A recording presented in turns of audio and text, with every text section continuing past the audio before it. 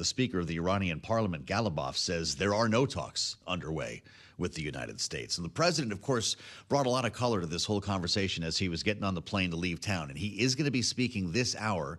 He could pop up in a couple of minutes here. We understand he's a bit ahead of schedule, or at least what was expected in Memphis.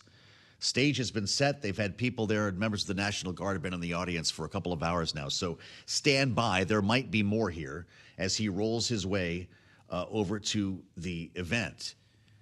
In the meantime, we've got our eyes on the airport. This is the other big story, and it'd be the lead in any other world today with ICE agents. This is the other big move the president made over the weekend, being deployed to airports around the country.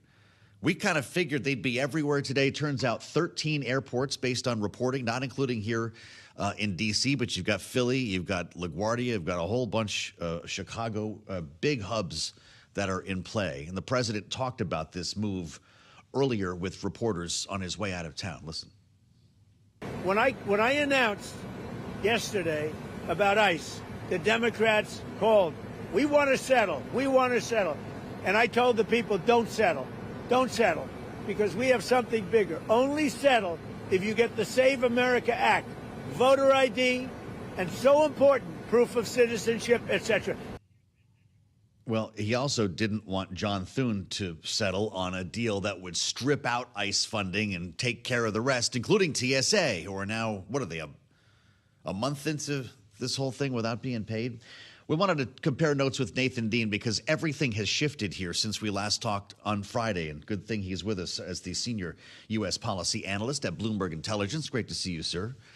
You're giving me some hope with the fleece today. I don't know where we're going, but based on what we're hearing from the White House, the deployment of ICE troops, are you moving odds on reopening DHS, or is this just another day of politics? So we're not doing odds, but I would say I'm cautiously optimistic, because whenever any shutdown fight, there always comes a point where the American populace just says enough. Yeah. And it felt like this past weekend, take the ICE equation out of it, it felt like the lines that we saw at LaGuardia, Houston, New Orleans, it felt like that was enough. Now, enter the ICE agents. So I think what happens here is that, look, the Democrats are going to be pretty upset about this. I was just seeing some social media posts by progressive activists pointing out ICE agents doing arrests and so forth in San Francisco, for example.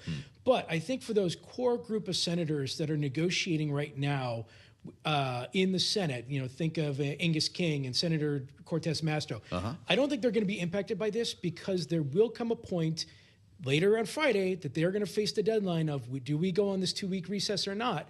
And I think a lot of the senators want to get out of town. So I'm cautiously optimistic. But again, President Trump's saying he's not going to sign it unless he gets the Save America Act. He's not getting the Save America Act. So eventually it's going to come back to him. All right. So, but it's the recess, of course, that's going to bring this to an end, it sounds like, and combined with the airport. And by the way, these were awful. It depended on which airport you were at, but some of them were truly awful. 8 hours, people were waiting, laying on the floor. Day 37 here. So John Thune goes to Donald Trump on Sunday at the urging of his colleagues. There's reporting from a couple of different outlets on this. It says Senate Republicans will support funding for everything but ICE if you'll help us reopen the government. Then we can deal with ICE in reconciliation or in the supplemental or whatever the next vehicle is. President said no. You're staying in D.C. You're going to be working through the recess. And I'm wondering your thoughts on how that might make things more difficult. You're feeling more optimistic this morning, but the president here needs the Save America Act as well. Well, I'm feeling optimistic because I think the president's going to back down on this. Okay, there you go. That's just to come out and say it. I think the president's going to back down on this because, this is a negotiation that's obviously going between the Senate Democrats, the Senate Republicans, and the White House. I think that they can come up with a solution. And then when they come up with this solution, whether it's a change of ICE tactics, talking about warrants, things that Senator Mullen has already said that he would do when implemented as DHS secretary, I think they can find a solution there. Then they go to the White House and President Trump says absolutely not. But that's the point that President Trump owns the shutdown. And for the White House perspective, as they're going into the midterms, anybody who's looked at the prediction markets knows the Republicans are not in a good spot at the moment when it comes to these midterm elections.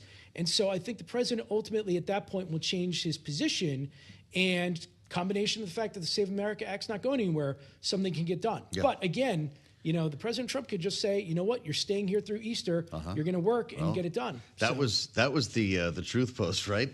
Kill the filibuster, stay in D.C. for Easter if necessary, make America great again. Non-starter here, obviously. What did you make of his rhetoric on masks today? He doesn't want them on at the airport, he said, only when you're dealing with hardened criminals, drug dealers in the street. Is that a little bit of sunlight into a deal? No, I actually took that to be he didn't want that coming back on the White House. Okay. Because let's say you and I are going to Reagan, we're flying up to Boston, there's a masked agent there in the airport. Right. That's going to impact just individuals that aren't thinking about it in terms of the immigration debate. I see. And so I just think that it's a different type of calculus here, and I think it would shift the immigration polling against him even more. Got it. Because remember, if you look at the polling data, yes, he has the majority of his base support him on this, but Democrats and independents don't. And it's those independents that are going to drive the 20 or so seats that will ultimately dictate who owns the House this November. Those independents are the people that I think President Trump was thinking of and saying no masks at the airport. Think this is done before they miss another paycheck? We've got another 2-week cycle here we're walking into. I still want to be cautiously optimistic here because. Go back, the last 10 years of shutdowns. Yeah. There comes a point where the American just says enough. Sure. So, but if you're a TSA agent right now, you're thinking maybe I'll get my next paycheck. This in another 2 weeks, could this be reopened? I think so. Yeah. Absolutely. Let's talk about the Senator Cruz example. Senator Cruz and a couple of the other senators went to Senator Thune and just said, look, let's deal with ICE, let's deal with CPD as part of the reconciliation bill. I don't think the reconciliation bill is on the radar this year, but ICE was funded through 2029 through the One Big Beautiful Bill. So there's not a ton of real hard things that Congress needs to deal with at the moment, other than this idea of ICE tactics. And I think with Senator Mullen's confirmation as DHS secretary, they can probably find a solution there. Really fascinating. Great to spend some time with an optimistic Nathan Dean. See, America's dad feeling good. Great to see you. Thank you as always. He's the man who's taken the calls from our clients, and he's with us every Monday here on Balance of Power. If you